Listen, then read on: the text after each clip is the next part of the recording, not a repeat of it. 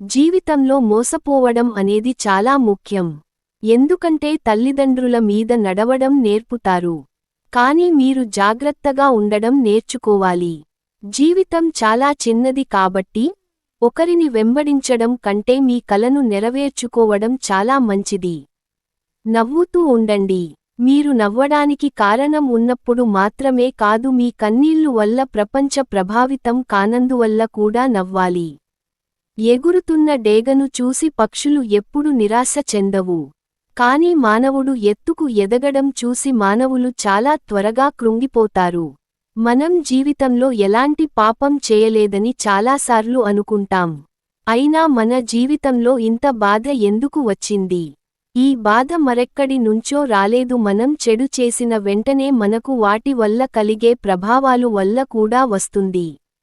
చాలా కాలం క్రితం ఒక పేద పండితుడు తన భార్యతో కలిసి ఒక గ్రామంలో నివసించేవాడు. ఒకరోజు ఆ పండితుడు ఏదో పనిమీద ఊరికి వెళ్లాడు. ఆ ఊరు నుంచి అతను తిరిగి తన గ్రామానికి వెళ్తున్నాడు. దారిలో ఒక పక్షి పొలాల్లో రోటీని పట్టుకొని తినడానికి సిద్ధం అవ్వడం చూశాడు. అప్పుడు ఆ పండితుడు ఆ రోటిని పక్షి ముక్కు నుంచి లాక్కున్నాడు. నోటి నుంచి ఆహారాన్ని పోగొట్టుకున్న పక్షి నిరాశ చెంది మెల్లగా ఆకాశంలోకి ఎగిరిపోయింది. ఆ రోజు పక్షి చాలా నిరాశ చెందింది. తర్వాత రోటి గురించి ఆలోచించి పక్షి పండితుని శపించి, నువ్వు నన్ను ఎలా నిరాశపరిచావో నువ్వు కూడా ఏదో ఒక రోజు నిరాశ చెందుతావు అని చెప్పింది. రోటి గురించి ఆలోచిస్తూ కొన్ని రోజులు ఏమీ తినలేదు. ఆకలితో చనిపోయింది. ఆ పండితుడు రోటిని తన ఇంటికి తీసుకెళ్లి సంతోషంగా తినేశాడు. కొన్ని రోజుల తర్వాత ఆ పండితుడు ఇంట్లో ఒక కొడుకు పుట్టాడు. ఆ అబ్బాయి చాలా అందంగా ఉన్నాడు. అతన్ని చూడగానే తల్లిదండ్రులు తమ ఆకలిని మర్చిపోయావారు. క్రమంగా అబ్బాయి పెద్దయ్యాడు. అందం, మంచి లక్షణాలు నిండిన తమ అబ్బాయిని చూసి తల్లిదండ్రులు ఆనందానికి అవధులు లేవు. ఆ కుర్రోడు ఎంత ముద్దుగా ఉండేవాడు అంటే తల్లిదండ్రులను తను లేకుండా ఒక క్షణం కూడా ఉండేవాళ్లు కాదు. బాలుడు యువకుడిగా మారినప్పుడు, విధి కారణంగా క్రూరమైన సమయం పండితుడు అతని భార్య యొక్క ఆనందాన్ని లాగేసుకుంది. బాలుడు చనిపోయిన రోజు తల్లిదండ్రులు కన్నీళ్లు ఆగడం లేదు. ఇద్దరూ తినడం తాగడం మానేసి ఆ యముడు రాతి గుండెతో మమ్మల్ని సజీవ దహనం చేశాడు అని పగలు రాత్రి ఇద్దరు గుండెలు బాదుకుంటూ ఏడ్చారు. పండితుడు ఇలా ఏడుస్తూ ఉండటం చూసి ఒకరోజు పండితుని కలలో యముడు కొడుకు కోసం తల పట్టుకుని ఏడుస్తున్నాడు. ఆ కొడుకుని చూడగలిగితే నా మాట వినవలసి వస్తుందని చెప్పాడు. రేపు నువ్వు నీ పూజ గదిలో లోపల నుంచి తలుపులు వేసి పడుకో. 2 రోజులు ఎవరూ అక్కడికి వచ్చి నిన్ను లేపకూడదు. మరుసటి రోజు బ్రాహ్మణుడు తన భార్యకు కల గురించి వివరంగా చెప్పి ఎవడు చూసిన మేరకు పూజ గది దగ్గర పడుకుంటాడు. పండితుడు గాఢ నిద్రలోకి జారుకుంటాడు. ఒక యమదూత అక్కడికి వచ్చి పండితుడు దేహాన్ని అక్కడ వదిలి అతనే ఆత్మను తనతో పాటు యమపురికి తీసుకువెళ్తాడు. యమపురిలో పండితుడికి ఏం చేయాలో తోచదు. ఎన్నెన్నో దృశ్యాలు కనిపించాయి. ఎక్కడో యమదూతలు పాపాత్ములను కొట్టి బాధిస్తున్నారు. ఎక్కడో పాపిని ఈడ్చుకు వెళ్లి నరకంలో పడేస్తున్నారు. యమదూతలు గుంపులుగా తిరుగుతూ సందడి చేస్తున్నారు. వివిధ ప్రదేశాల్లో ఇటువంటి వింత దృశ్యాలు చూసి పండితుడు స్పృహ కోల్పోయి భయంతో వణుకుతాడు. యమదూత అతన్ని యమరాజు వద్దకు తీసుకెళ్తాడు. భయంతో వణికిపోతున్న పండితుడిని చూసి యమరాజు అతనితో, ఓ బ్రాహ్మణా, భయపడకు, ఇక్కడ నీకు ఏం జరగదు. ఆ యువకులను చూడు, వాళ్లలో నీ కొడుకు ఎవరైనా ఉన్నారా అని అడుగుతాడు. పండితుడు ఆ యువకులను చూశాడు. అక్కడ తన కొడుకు ఉన్నాడు. కొడుకుని చూసి పండితుడు సంతోషించి, అవును యమధర్మ రాజా, అతను నా కొడుకే అన్నాడు. పండితుని సమాధానం విన్న యమధర్మరాజు అతన్ని ఇక్కడికి పిలవండి అన్నాడు. పండితుడు తన కొడుకును పిలిచాడు. కాని అతను రాలేదు. అప్పుడు పండితుడు అతని చెయ్యి పట్టుకుని, నా బిడ్డ ఇక్కడ చూడు, నేను నీ తండ్రిని అన్నాడు. అప్పుడు కొడుకు తండ్రి వైపు చూస్తూ అరిచి ఇలా అన్నాడు, నేను నీ కొడుకుని కాదు. ఒకసారి మీరు పక్షిని బాధ పెట్టి దాని నోటి నుంచి ఆహారాన్ని లాక్కున్నారు. దానికి ప్రతీకారం తీర్చుకోవడానికి నేను మీ కొడుకుగా మీ ఇంట్లో పుట్టాను. ఇప్పుడు నీకు గుర్తుకు వచ్చిందా? నువ్వు నన్ను ఎలా బాధపెట్టావో అదే విధంగా నీ హృదయాన్ని గాయపరిచి ఇక్కడికి వచ్చాను. కొడుకు సమాధానం విని పండితుడు నిరాశ చెందాడు. అతను నా కొడుకు కాదు అని బాధగా యమరాజుతో అన్నాడు. పండితుని మాటలు విని యమధర్మరాజు అతనితో ఇలా అన్నాడు. మీరు కారణం లేకుండా నన్ను తిట్టారు. తప్పు ఎవరిదో ఇప్పుడు తెలిసిపోయింది. ఇలా చెబుతూ యమధర్మరాజు దూతకి సంకేతం ఇచ్చాడు. దూత వెంటనే పండితుడి ఆత్మతో పండితుడి ప్రార్థన స్థలాన్ని చేరుకున్నాడు. అతడు ఆత్మను పండితుని శరీరంలో ఉంచిన తర్వాత యమదూత వెళ్ళిపోయాడు. పండితుడు మేలుకొని వెంటనే అతని భార్యకు కల గురించి చెప్తాడు. ఆ తర్వాత పండితుడు మరి అతను భార్య మరణించిన వారి కొడుకు జ్ఞాపకార్థాలు కన్నీళ్లు పెట్టుకోవడం మానేశారు. ఎవరితోనైనా చేడుగా మాట్లాడడం, కబుర్లు చెప్పడం, మీరు చెప్పడటం, అసూయ పడటం ఇవన్నీ మీ పురోగతి మరియు ఆనందాన్ని లాగేసుకుంటాయని అర్థం చేసుకున్నారు. కర్మ మీ జీవితంపై లోతైన ప్రభావాన్ని చూపిస్తుంది. కర్మ అనేది మనం పిలవవలసిన అవసరం లేని ఒక అంశం. మనకు రావాల్సిన మనకు తప్పక లభిస్తుంది. కర్మ చివరికి తెరపైకి వస్తుంది. మీరు ఏం విత్తుతారో తర్వాత అదే మీకు వస్తుంది. ఒక ఊరిలో 2 కుక్కలు ఉండేవి. 2 మంచి స్నేహాన్ని కలిగి ఉండేవి. అవి కలిసి తినేవి, కలిసి పడుకునేవి. అందులో ఒక కుక్క నల్లగా ఉండటంతో దాని పేరు కాలు, మరో కుక్క ఎరుపు రంగులో ఉండటంతో దాని పేరు లాలు. ఒకరోజు 2 కుక్కలు తీర్థయాత్రకు వెళ్లాలని నిర్ణయించుకున్నాయి. కానీ దారి తెలియలేదు.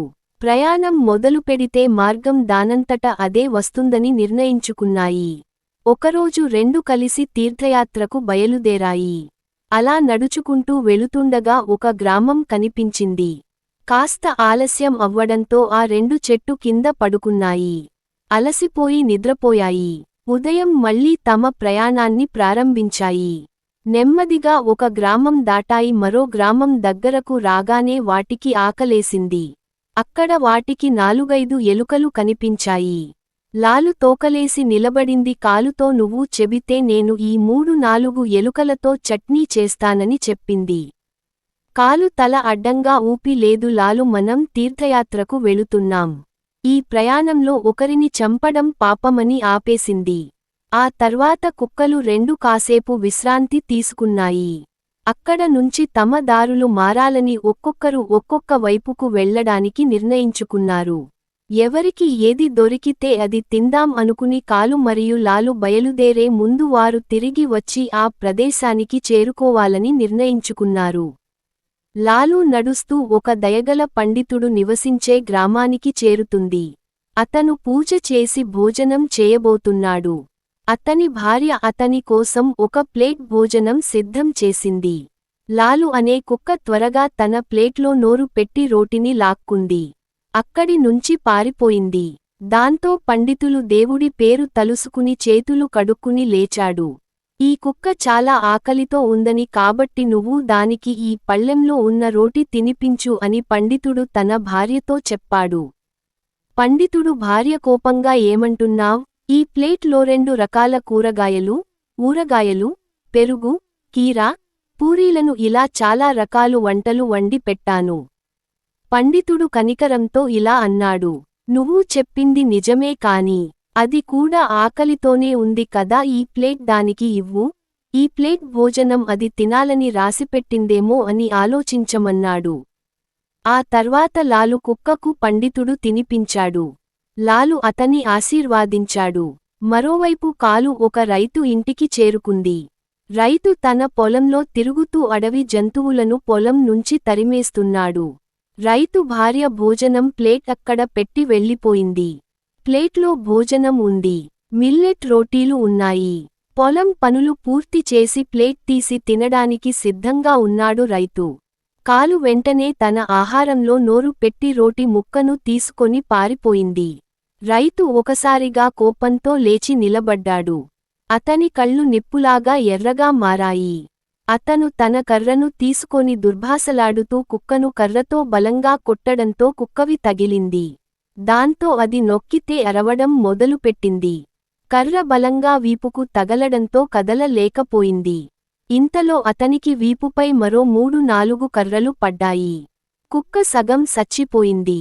అతనే సహచరుడు లాలు తిని తాగి కూడలిలో విశ్రాంతి తీసుకుంటున్నాడు. అతను నిలబడి తన సహచరుడి కోసం ఎదురు చూస్తూ ఉన్నాడు. తన సహచరుడు ఎంతకీ రాలేకపోయాడు. దీంతో లాలు నిస్సహాయంగా విచారంగా కూడలిలో కూర్చున్నాడు. కాసేపయ్యాక తన వైపు వస్తున్న కాలును చూసి సంతోషపడ్డాడు. అతను వేగంగా అతను వైపు పరిగెత్తాడు. తన వెన్ను విరిగిన దాన్ని చూసి చాలా బాధపడి నీకు ఇంత కష్టం ఎవరు తెచ్చిపెట్టారు అని అడిగాడు. రోటికి వెన్ను విరిచిన పాపం ఎవరిది? కాలు కళ్ళు నీళ్లతో నిండిపోయాయి. బాధలో అక్కడ జరిగిన కథంతా వివరించింది. అది విని కోపంతో దుఃఖంతో నిండిపోయాడు.